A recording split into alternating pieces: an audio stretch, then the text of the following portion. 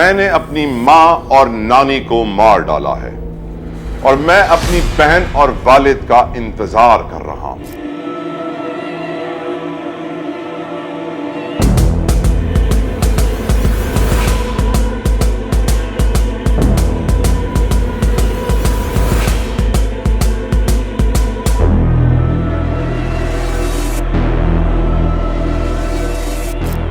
کیا آپ اپنے بچوں کو جانتے ہیں؟ کچھ دیر کے لیے تصور کریں، آپ اپنے کمپیوٹر پر بیٹھے ہیں، اچانک ایک میسج اسکرین پر پاپ اپ ہوتا ہے، ایک ایسا میسج جو آپ کی سانسیں روک دیتا ہے۔ میں نے اپنی ماں اور نانی کو مار ڈالا ہے اور میں اپنی بہن اور والد کا انتظار کر رہا ہوں تاکہ انہیں بھی قتل کر سکوں۔ ساتھ 2 لاشوں کی تصاویر جن کے گلے کٹے ہوئے تھے۔ دونوں خواتین ایک ہی انداز میں قتل کی گئی تھیں، جیسے کسی فلمی منظر کا عکس، لیکن یہ فلم نہیں تھی، افسوس کے ساتھ کہنا پڑتا ہے، یہ حقیقت تھی۔ اور یہ میسج آپ کو اس شخص کی جانب سے موصول ہوا جو آپ کا آن لائن فرینڈ ہے، جی ہاں، جس نے ابھی اپنے خاندان کے 2 افراد کو قتل کر دیا ہے اور 2 مزید کی طاق میں بیٹھا ہوا ہے۔ ایسے میں آپ کیا کریں؟ یہ کہانی ہے مہناز زمان کی۔ اس نے اپنی ماں اور نانی کو قتل کیا، تصاویر آن لائن ایپ پر اپنے دوستوں سے شیئر کی۔ یہ سب کچھ وہ ڈسکارڈ نامی کمیونٹی ایپ پر کر رہا تھا، جہاں اس کے دوست سب کچھ دیکھ رہے تھے۔ 2 زندگیاں جا چکی تھی، مزید 2 زندگیاں داؤ پر لگی تھی۔ سوال یہاں پہ یہ ہے کہ ان 2 زندگیوں کو بچانے کے لیے یہ آن لائن گیمنگ کمیونٹی آخر کیا کرے؟ مہناز زمان جو ان کا آن لائن فرینڈ تھا، اب یہ آن لائن کمیونٹی کیسے پولیس کو اس کے گھر تک پہنچائے؟ کیا وہ مہناز کو اس کے والد اور بہن کے قتل سے روک پائے گی؟ اور سب سے بڑھ کر منہاز یہ سب آخر کر کیوں رہا ہے؟ آج کی ویڈیو میں ایک ایسی کہانی کا خلاصہ ہوگا جس کے حقائق سن کر آپ تنگ رہ جائیں گے۔ اسی لیے دیکھتے رہیے کرائم ٹوڈے۔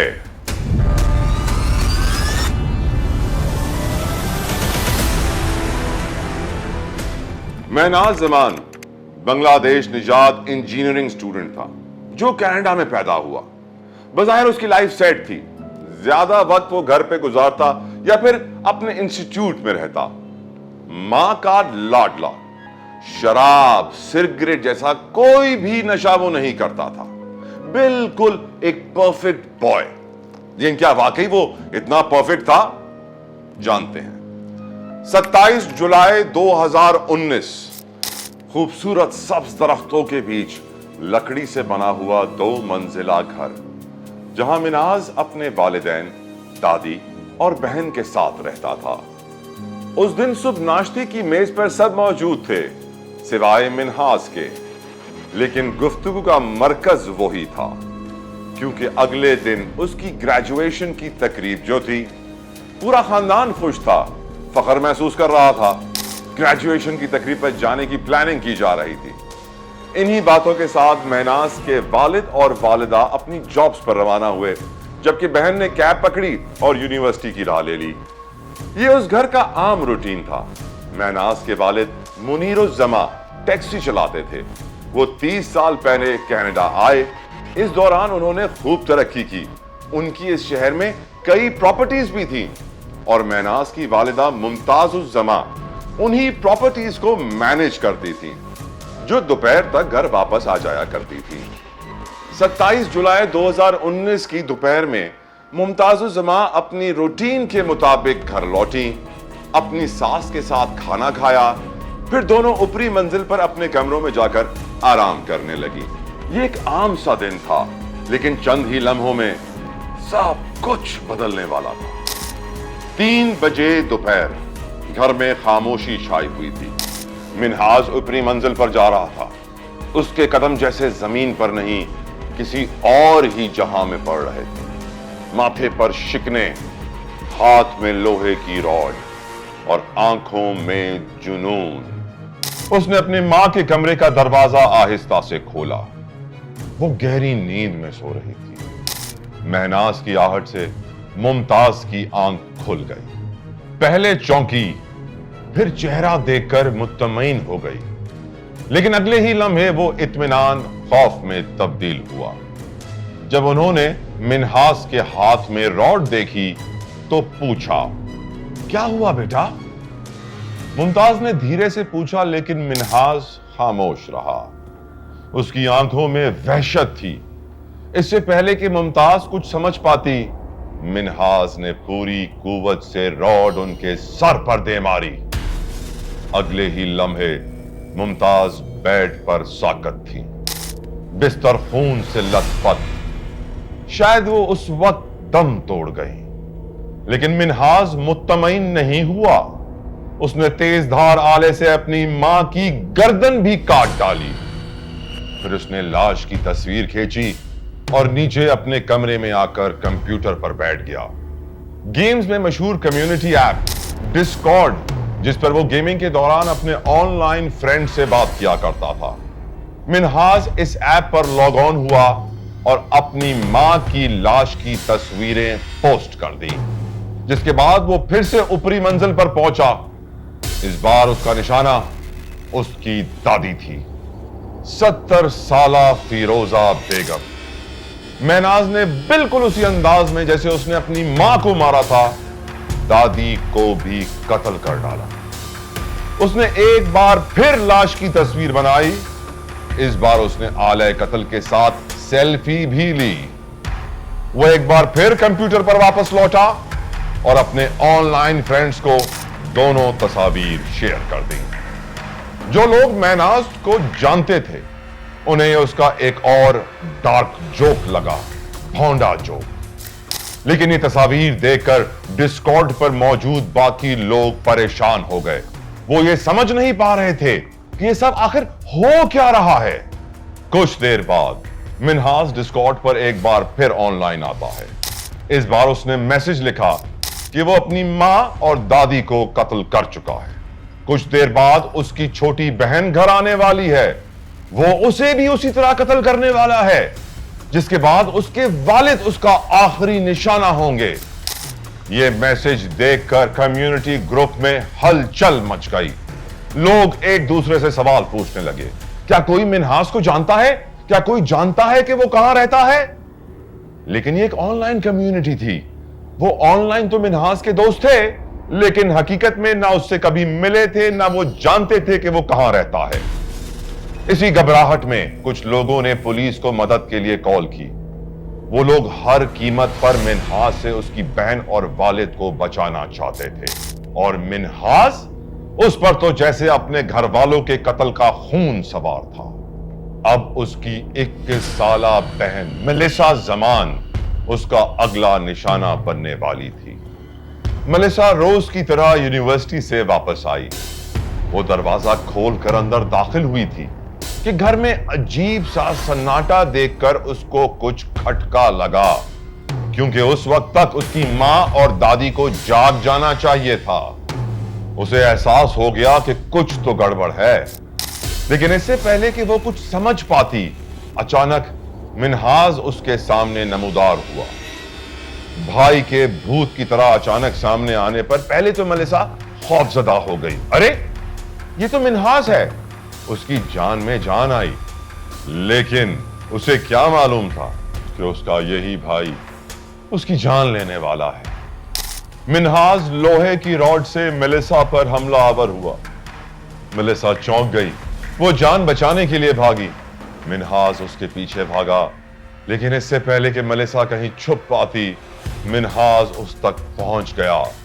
اس نے لوہے کی راڈ سے اس کے سر پر زوردار وار کیا۔ ملیسا فرش پر جا گری۔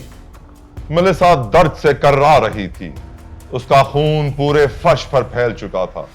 منہاس پیچھے سے آیا اور اس نے اس کی گردن پر آخری وار کیا، جو کاری ثابت ہوا۔ ملیسا مر چکی تھی۔ اس نے اس کی لاش کی تصویر لی، لیکن اس بار یہ تصویر پوسٹ کرنے کے بجائے اس نے اپنے آن لائن گیمنگ فرینڈ جس کا نام جان تھا اس کے ساتھ پرسنل چیٹ پر شیئر کی۔ اس نے اپنے دوست کو بتایا کہ اس نے اپنے گھر والوں کو گریجویشن تقریب کی تاریخ 28 جولائی بتا رکھی تھی، اور اب اس کے پاس انہیں مارنے کا یہ آخری دن تھا، کیونکہ اگلے ہی روز اس کے گھر والوں کو پتا چل جانا تھا کہ وہ انجینئرنگ مکمل ہی نہیں کر سکا۔ منہاز نے اپنے گھر والوں کو اپنی انجینئرنگ گریجویشن کی جھوٹی تاریخ بتائی۔ حقیقت میں تو وہ کالج سے ڈراپ آؤٹ ہو چکا تھا۔ وہ اپنے گھر والوں کو دھوکہ دے رہا تھا۔ وہ اپنے گھر والوں کو دکھانے کے لیے کالج جاتا تھا، لیکن وہاں جا کر اپنے لیپ ٹاپ پر پورا وقت گیمنگ کرتا رہتا اور پھر کالج ختم ہونے پہ گھر لوٹ آتا۔ گھر پر بھی منہاز پورا وقت اپنے کمرے میں بند رہتا اور دیر تک گیمز ہی کھیلتا رہتا۔ منہاز اپنی ہی ایک الگ خیالی دنیا میں زندگی گزار رہا تھا۔ اس نے گیمنگ کی دنیا میں اپنا ایک ایواتار بھی بنا رکھا تھا، جس کے ذریعے وہ اپنی فینٹیسیز پوری کرتا۔ یہ پہلی بار تھا جب ڈسکارڈ پر منہاز نے اپنے اقدام کے پیچھے چھپی وجہ کے بارے میں بتانا شروع کیا۔ اس نے جان کو بتایا کہ وہ نہیں چاہتا تھا کہ اس کے گھر والوں کو پتا چلے کہ ان کا بیٹا کتنا ناکارہ ہے، اس لیے اس نے انہیں شرمندگی سے بچانے کے لیے قتل کرنے کا فیصلہ کر لیا۔ امیجن، اس نے جان کو مزید کچھ تصاویر شیئر کی، جس میں ایک خون میں لت پت چھری کے ساتھ اس کی سیلفی بھی تھی۔ جان نے فوراً یہ تصویریں دوسرے گروپس میں شیئر کرنا شروع کر دی۔ منہاز اپنے گھر کے 3 لوگوں کو قتل کر چکا تھا، اور اب بس اس کے والد 59 سالہ منیر الزماں بچے تھے، جن کی زندگی اور موت کے پیچھے اب بس یہ آن لائن کمیونٹی گیمرز تھے جو انہیں بچانا چاہ رہے تھے، جو یہ سب ہوتا دیکھ رہے تھے لیکن کچھ زیادہ کر نہیں پا رہے تھے ہیلپ لائن پہ کال کرنے کے سوا۔ دوسری جانب منہاز کو جیسے گھر والوں کے قتل پر کوئی پچھتاوا تھا ہی نہیں۔ وہ آرام سے دوبارہ واپس آن لائن گیمنگ کرنے کے لیے اپنے کمپیوٹر پر بیٹھ گیا اور آخری شکار یعنی اپنے باپ کا انتظار کرنے لگا۔ جوں جوں وقت بیتتا جا رہا تھا، گیمنگ کمیونٹی میں لوگوں کی بے چینی بڑھ رہی تھی۔ وہ ایک سے دوسرے گروپس میں تیزی سے تصاویر شیئر کرنے میں لگ گئے کہ کسی طرح منہاز کے والد کی جان بچائی جا سکے۔ ایسے میں امید کی ایک کرن دکھائی دی۔ ایک گیمر جو انٹرنیٹ کے رازوں سے بخوبی واقف تھا، ساری کہانی میں اس کی انٹری ہوتی ہے۔ وہ منہاز کے آئی پی ایڈریس کے ذریعے اس کا پتہ لگانے کی کوشش میں لگ جاتا ہے۔ آخرکار وہ منہاز کے انٹرنیٹ پرووائیڈر تک پہنچا، اور پھر فوری طور پر گیمنگ کمیونٹی سے پولیس کو اس اہم ترین ڈیولپمنٹ سے متعلق آگاہ کیا جاتا ہے۔ آن لائن گیمنگ کمیونٹی کے لوگوں کے لیے یہ ایک بڑی کامیابی تھی کہ کس طریقے سے انہوں نے اس کا آئی پی ایڈریس حاصل کیا۔ اب انہیں امید ہو چلی تھی کہ پولیس تو کم از کم منہاز کے والد کو بچا لے گی۔ پولیس نے انٹرنیٹ پرووائیڈر کے ذریعے منہاز کا پتہ لگوایا۔ ایڈریس حاصل ہونے کے بعد انویسٹیگیٹرز منہاز کے گھر کے باہر پہنچ گئے۔ پولیس کی گاڑیوں کی لائٹس منہاز کے گھر کی دیواروں پر پڑ رہی تھی۔ شور مچا ہوا تھا۔ پولیس والے گھر کے اندر گھسنے کی تیاری میں تھے، لیکن اندر بالکل خاموشی تھی۔ آخرکار پولیس اہلکار گھر کا دروازہ توڑ کر اندر داخل ہو گیا۔ اوپر سے منہاز سیڑھیوں سے اترتا ہوا دکھائی دیا۔ اس نے آن لائن گیمنگ کمیونٹی میں اپنا آخری میسج لکھ دیا تھا: پولیس آ گئی ہے، میں جا رہا ہوں۔ پولیس نے منہاز سے پوچھا، گھر میں اور کون کون ہے؟ منہاز نے جواب دیا، گھر والے، اور کون؟ پولیس اہلکار نے پوچھا، کہاں ہیں سب؟ منہاز کا جواب تھا، خود جا کر دیکھ لو۔ پولیس جب گھر کے اندر داخل ہوئی تو 70 سالہ فیروزہ بیگم اور ممتاز الزماں اپنے کمروں میں مردہ حالت میں تھے۔ ملیسا کی لاش فرش پر پڑی تھی۔ اب پولیس کو گھر کے آخری فرد منیر الزماں کی تلاش تھی۔ کیا پولیس ان کے قتل سے پہلے وہاں پہنچ گئی تھی، یا منہاز اپنے باپ کو بھی مار چکا تھا؟ پولیس کی یہ تلاش گھر کے گیراج میں جا کر ختم ہوتی ہے، جہاں منیر الزماں اوندھے گرے پڑے نظر آئے۔ ان کے سر پر خون جم چکا تھا اور گلا بھی کٹا ہوا تھا۔